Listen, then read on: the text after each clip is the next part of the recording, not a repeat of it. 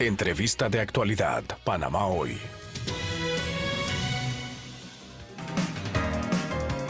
Bien, son las 8:01 de la mañana, 8:01 de la mañana, y hasta ahora vamos a conversar con el ex magistrado del Tribunal Electoral, Guillermo Márquez Amado. Muy buenos días, don Guillermo, bienvenido a Radio Panamá.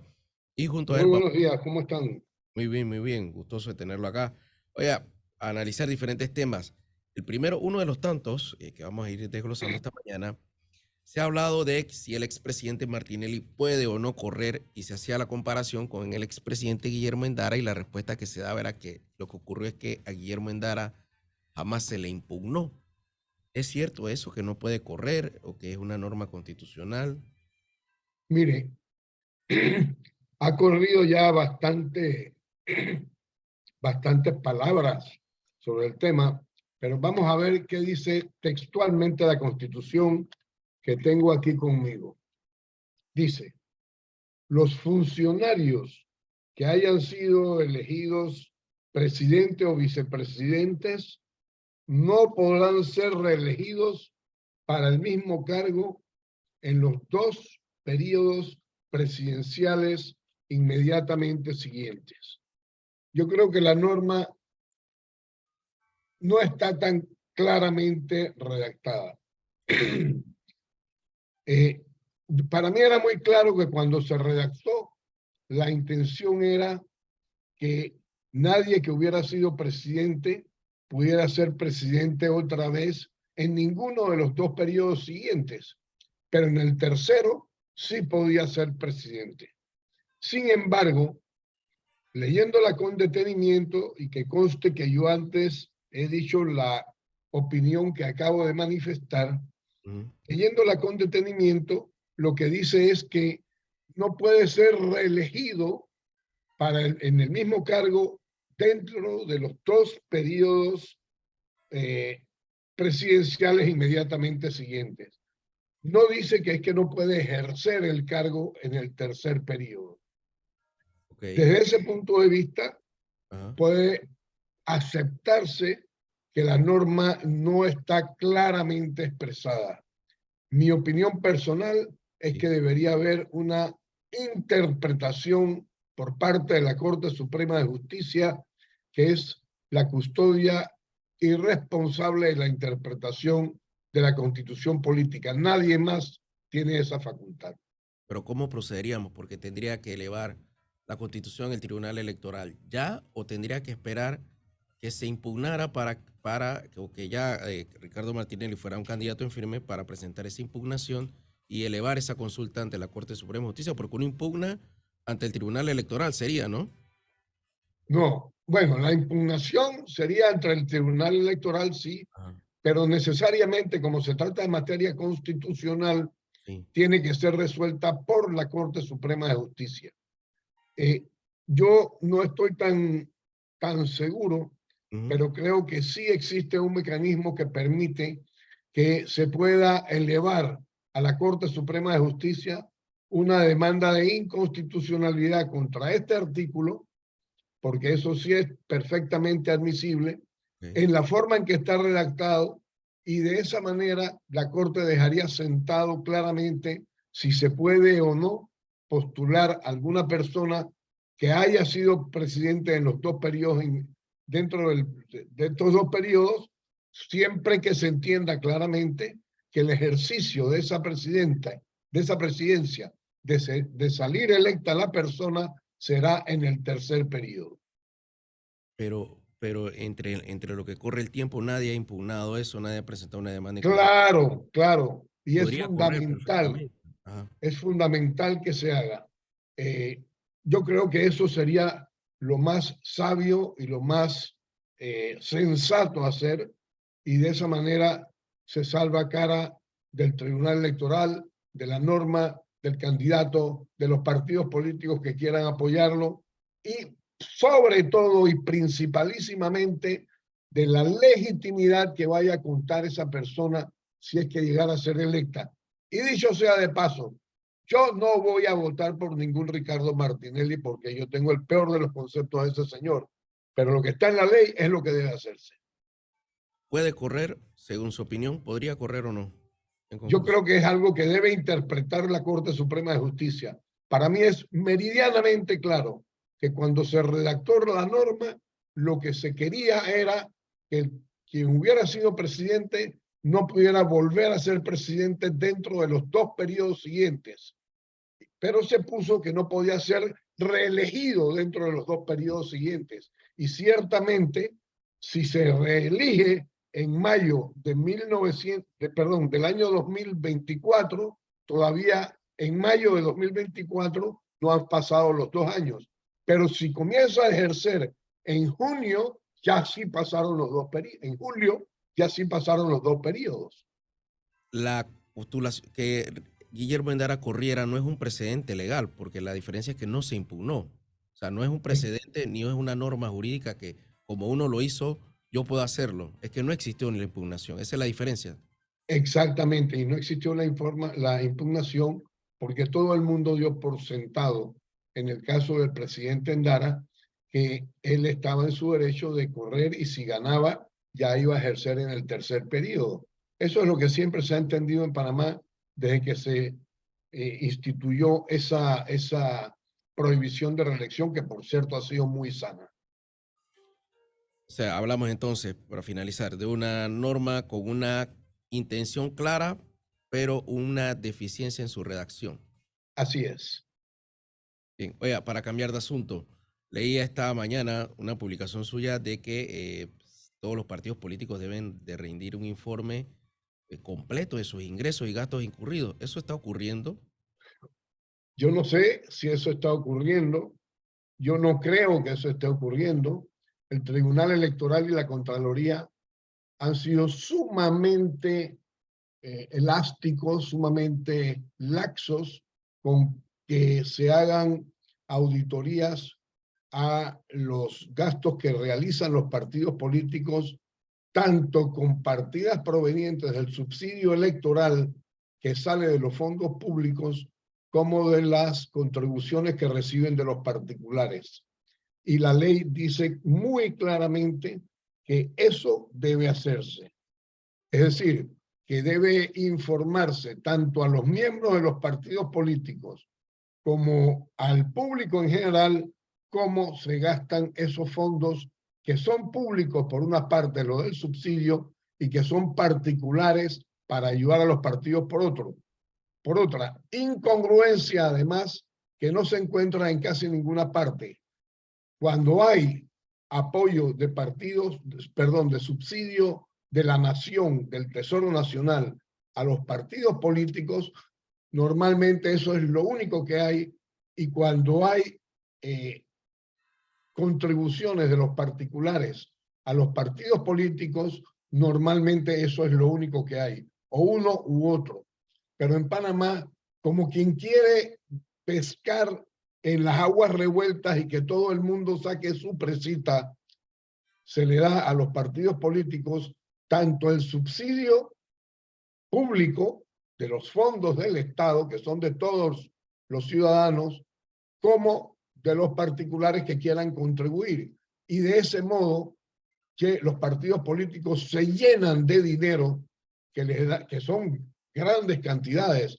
Para este año está previsto una suma superior a 50 millones de dólares para la campaña política, aparte de lo que le den los particulares interesados en contribuir con las mismas campañas a los mismos partidos. Entonces, de ahí ha surgido este clientelismo que distorsiona la política, porque con frecuencia los más pobres, sobre todo, que son los que más sufren, sienten que les están, aunque les den solo migajas, les están resolviendo un problema del día, de la semana, del mes o de más tiempo, sí, pero eso no les permite salir de su situación de pobreza. Los puede ayudar a algunos considerablemente, porque con tanto dinero ahora han regalado hasta casas, miles de bicicletas, en fin, es una distorsión verdaderamente lamentable lo que hay en la política panameña. Solo ayer el Tribunal Electoral había suspendido el subsidio al Partido Cambio Democrático por no renovar sus autoridades. Eso es ¿Es viable esta decisión? Eso está previsto en la ley, sí, señor. Cuando no se hacen oportunamente los cambios que deben hacerse de acuerdo con los estatutos y con las normas, se les puede suspender el subsidio a los partidos políticos.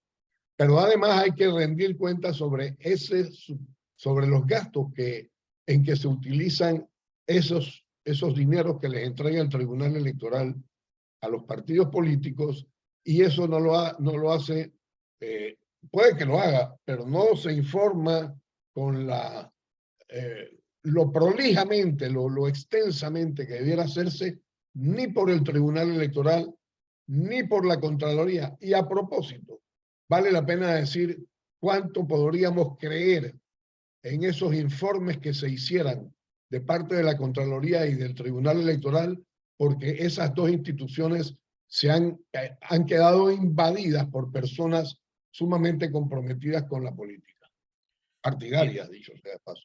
Sí, don Guillermo, para que nos ilustre un poco, el vicepresidente ayer renuncia a su cargo como ministro de la presidencia, se mantiene como vicepresidente. ¿Cómo o qué línea distingue o hace la diferencia entre de que tendrá que seguir sus funciones como vicepresidente, pero no de participar de actividades de inauguraciones? ¿Qué desventaja realmente se tiene de esto, o si realmente es una norma justa esta? Bueno, mire, aquí vale la pena exponer un poquito. Sí. La intención de la ley y de la Constitución es que todos los candidatos o quienes tengan aspiraciones a ser candidatos estén en un pie de igualdad frente a las condiciones de competencia entre todos los que participan en el proceso electoral. Es decir, que uno no tenga más ventajas que otro. Ese es el criterio de fondo. Entonces la norma lo que trata es de expresar eso de la forma más claramente posible. A veces se equivoca, a veces no es que se equivoque, sino que se dejan las equivocaciones a propósito para que haya la discusión, y mientras tanto la persona va ganando terreno porque tiene unas condiciones más ventajosas. Aquí lo que hay que decir es que el vicepresidente, que también es ministro en este momento, hace muy bien en separarse en el cargo de ministro, y lo hace con bastante anterioridad a lo que la ley le exige. Eso está bien. Pero al quedar como vicepresidente y servir las funciones propias del vicepresidente, que son fundamentalmente atender las indicaciones que le dé el presidente para resolver las tareas que se le encomienden, por una parte, y por otra, sustituir al presidente en sus faltas temporales o absolutas. Así dice la Constitución. Y la Constitución también dice que quien haya ejercido el cargo de presidente en el año inmediatamente anterior a las elecciones no podrá ser candidato a la presidencia de la República. Eso lo dice la Constitución. De manera que estamos en una situación expuesta en cuanto a que si el presidente, que ya sabemos que está enfermo, tuviera que ausentarse, el llamado naturalmente a sustituirlo en el ejercicio de eso es el vicepresidente. Claro que también se puso una norma que dice que si el vicepresidente no se pudiera encargar por cualquier razón, entonces lo hará el ministro que sea escogido por el Consejo de Gabinete. Pero esa no es la función para la que se escogen a los ministros. La función para la que se escoge, en cambio, al vicepresidente es precisamente sustituir al presidente en sus faltas temporales o absolutas. Y ese es un mandato que le da el pueblo, que es el soberano, al vicepresidente. De manera que ese mandato estaría siendo desatendido, y ya ha sido desatendido muchas veces, y no solo por este gobierno, sino por el anterior y el anterior también, cuando los presidentes se ausentan del país y sencillamente mandan por internet. Eso no debe seguir ocurriendo de ese modo. Tenemos que corregirlo, y estas cosas no son las que mejor aclaran el panorama. Hay que evitar que, porque lo que ha ocurrido, como bien usted lo menciona, don Guillermo, es que en los últimos años el vicepresidente es escogido para ser candidato a presidente en las próximas elecciones y no necesariamente para cumplir con la función que usted menciona, que es reemplazar en sus funciones al presidente. Así es, ese es el propósito, está claramente dicho en la Constitución. Aquí la tengo y la puedo buscar en un momento, Sí, aunque le esté robando algo del tiempo de no se su preocupe. apreciado programa, pero así está dicho en la Constitución. Y él puede correr entonces como a candidato a la presidencia mientras no se encargue como presidente. Así es. Ok, Entonces, ¿cuál es el propósito de ser vicepresidente? ¿Me comprende? sí. O sea, La no es Constitución, el, no es el que hablamos, es que últimamente los que son escogidos como vicepresidente eh, cualquiera, son cual- son es para ser candidato a la presidencia en la próxima. sí, señores, eso no está bien. Eso debe corregirse. Cuando cuando una nómina se hace, ahí hay un problema de orden práctico también que hay que entender. Cuando un partido político estructura una norma, una nómina, lo hace con el ánimo de que esa nómina inspire y atraiga la mayor cantidad, inspire a los ciudadanos a darle el voto a esa nómina.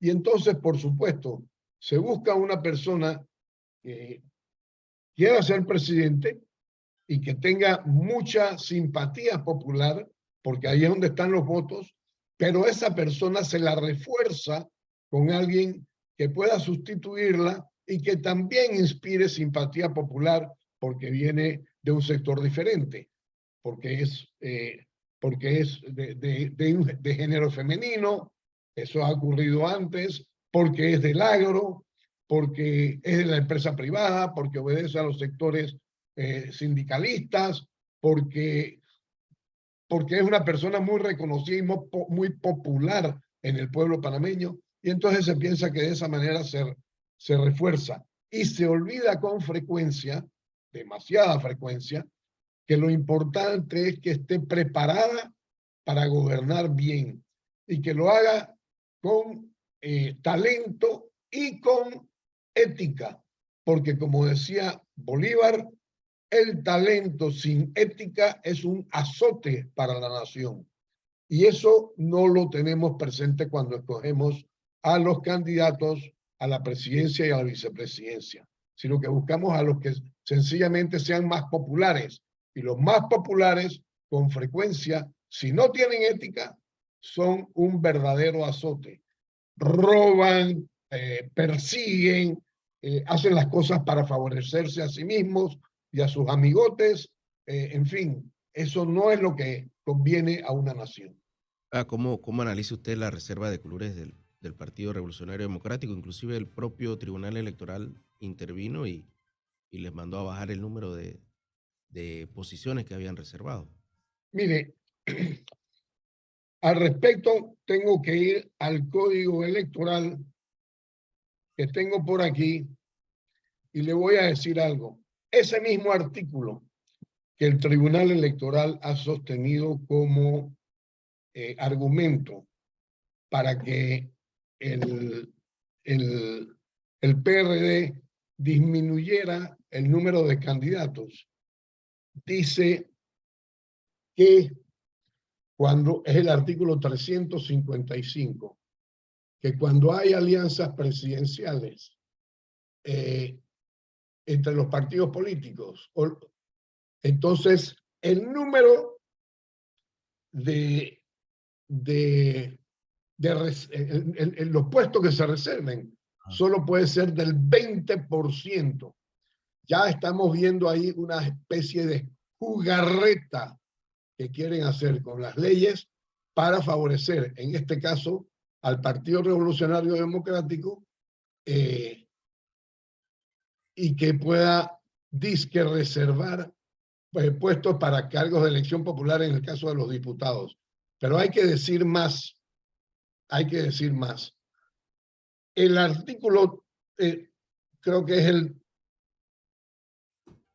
351, si no me equivoco, o el 352, dice que la elección de los candidatos a cargos de elección popular siempre, subrayo esa palabra, debe ser secreta. Es decir, aquí estamos teniendo la impresión de que en el PRD hay un dedo mágico que está señalando quiénes son los candidatos y que ese dedo mágico parece tener preferencia por quienes ya son diputados y están sentados en el hemiciclo parlamentario.